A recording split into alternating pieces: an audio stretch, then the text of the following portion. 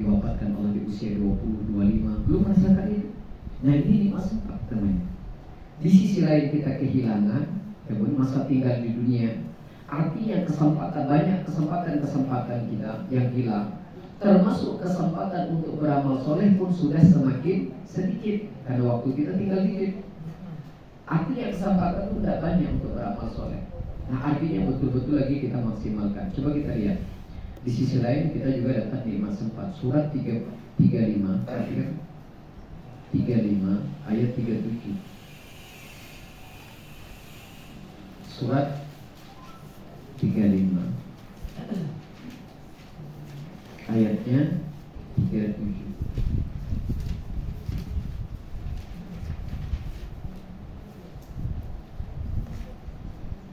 وهم يصطرخون فيها ربنا أخرجنا نعمل صالحا غير الذي كنا نعمل أولم نعمركم ما يتذكر فيه من تذكر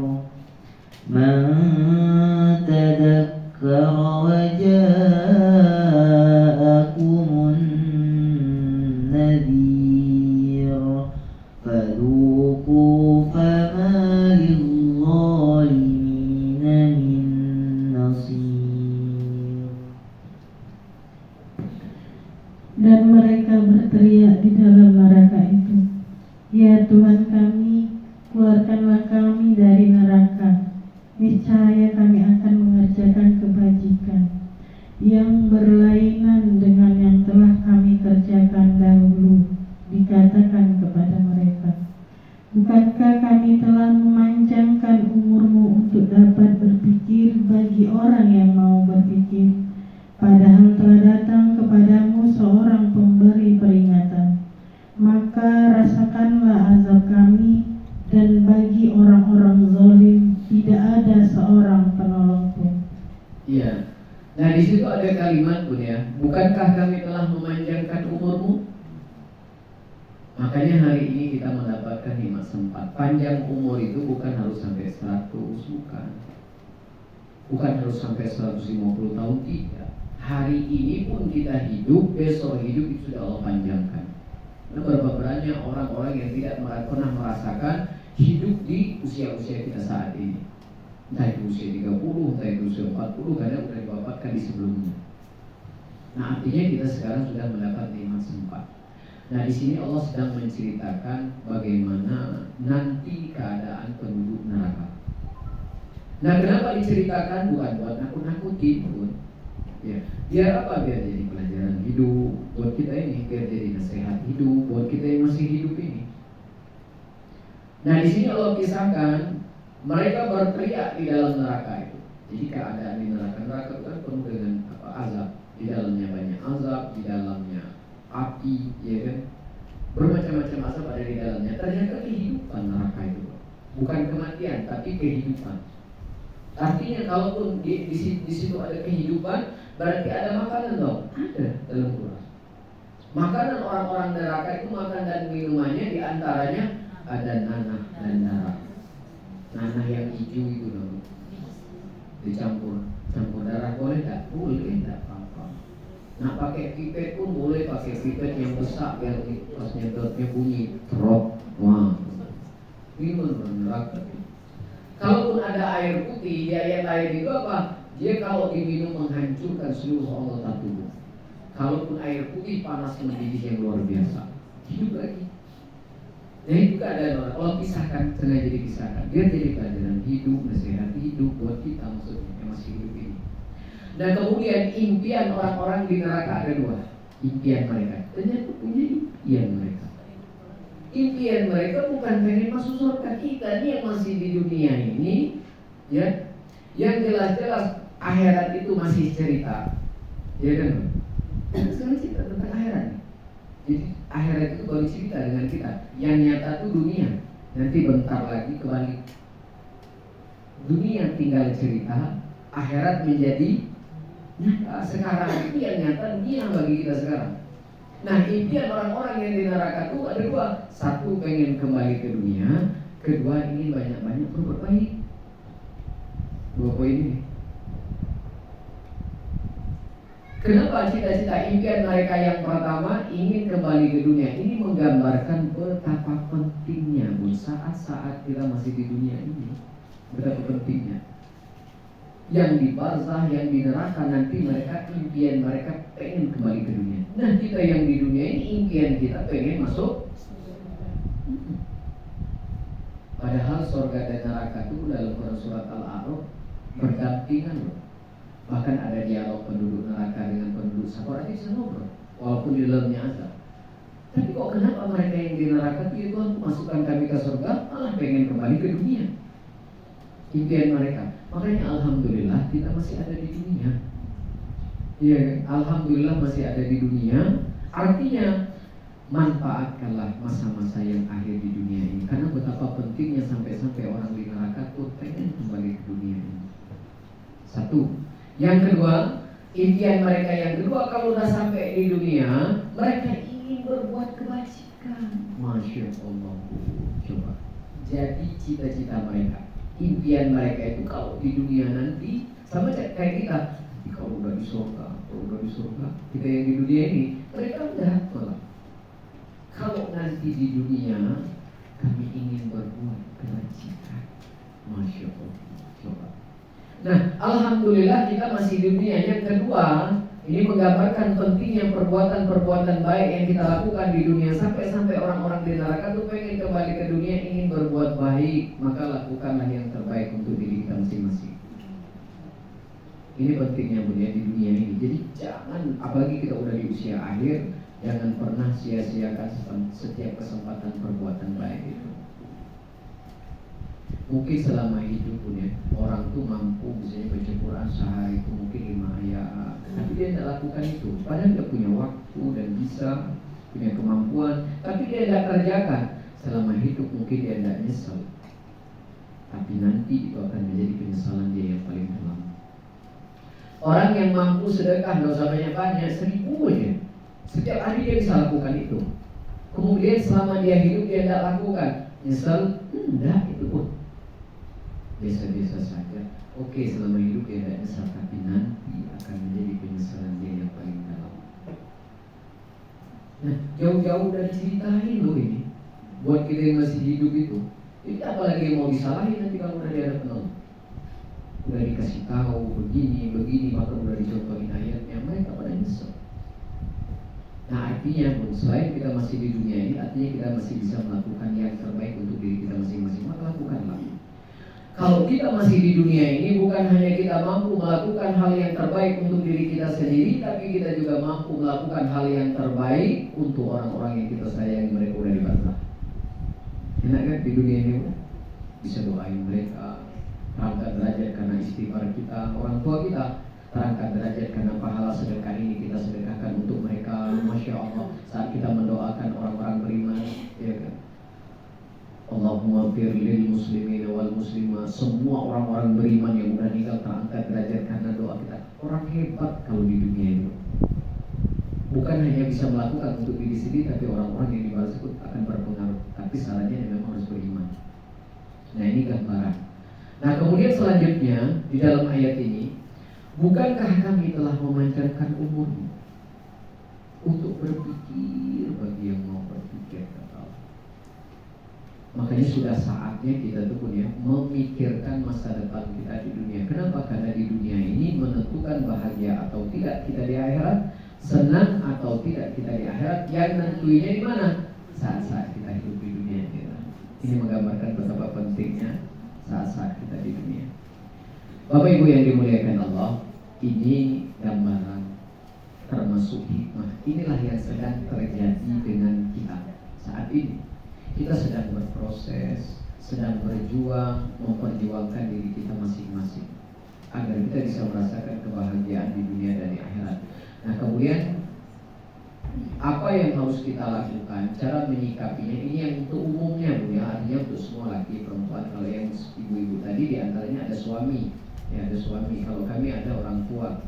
Nah selain dari itu, yang kalau seandainya kita berada di dalam amalan itu, kita di bawah jaminan Allah. Di antaranya kalau yang dalam hadis Nabi SAW, sholat berjamaah. Barang siapa yang sholat berjamaah subuh pada hari ini, maka dia di bawah tanggungan Allah. Di Quran ada amalannya, bro. Ya. Di antara amalan yang kalau kita berada di bawah amalan itu, di dalam amalan itu kita di bawah jaminan Allah surga. Walaupun selama 40, walaupun selama 50 tahun kita hidup ini tidak ada yang bisa kita harapkan. Tapi kalau kita berada di dalam amalan ini, kemudian kita diwafatkan dalam amalan ini, Allah yang jamin kita ahli surga. Apa ayat amalannya? Surat 7 Al-A'raf, ayatnya 34. 7 34 ya, surat 7 ayatnya 34 35 36.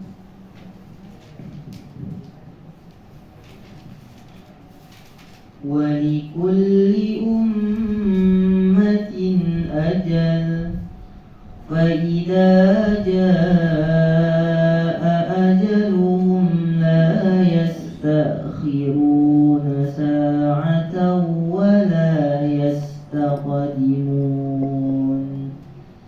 يا بني آدم إما يأتينكم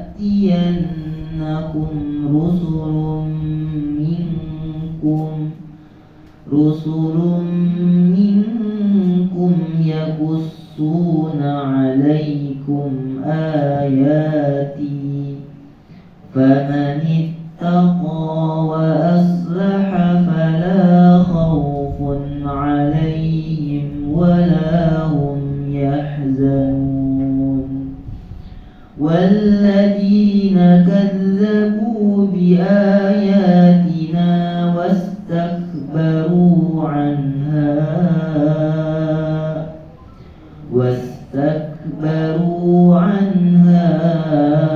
أولئك أصحاب النار هم فيها خالدون.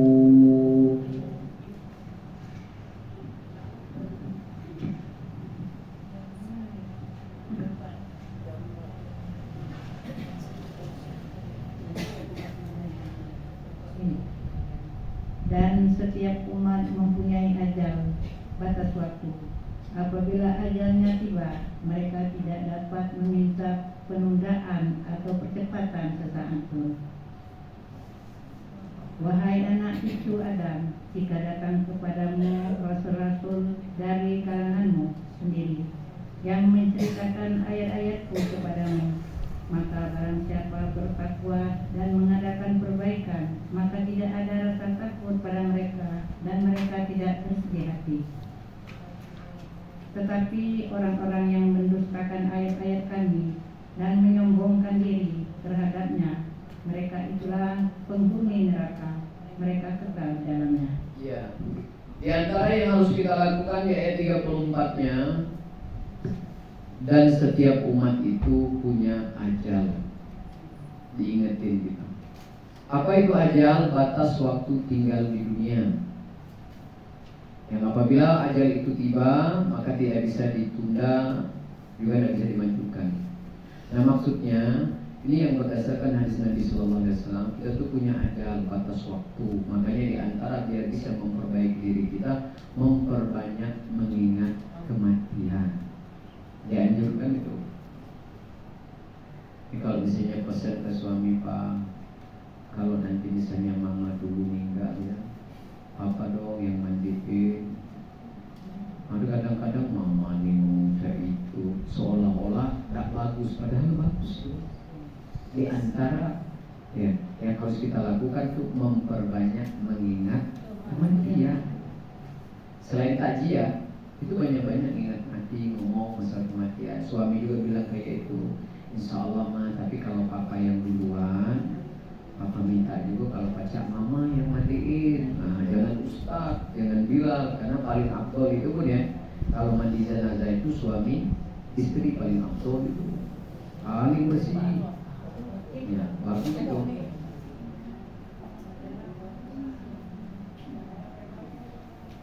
paling bagus itu, suami istri paling bagus. Makanya kan di antara sunnah para sahabat terdahulu berwasiat tentang mandi masalah mayit. Boleh, tidak apa-apa. Mandi wajib itu, atau mandi jenazah itu, ibu-ibu udah bisa mandi wajib belum? Udah kayak itu, dari bedanya. Cuma bedanya kalau kita mandi wajib itu mandiin badan sendiri. Ya, kalau mandi jenazah sama persis kayak itu, sama persis. Cuma mandiin jenazah prakteknya ke situ sama, dari bedanya.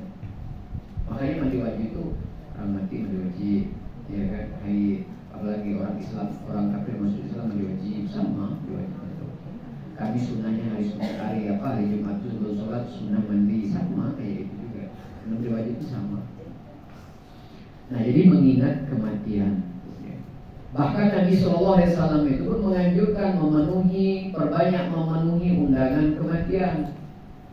Di usia-usia akhir kita ini kurangin memenuhi undangan pesta, kurangin, bukan tidak boleh, yang salah arti. Kenapa? Karena undangan-undangan yang bersifat duniawi ini akan menimbulkan apa? Menumbuhkan tali-tali dunia. Jadi yang sifatnya menumbuh-numbuhkan tali-tali dunia itu jangan bukan berhenti tapi hindari, jangan sering-sering.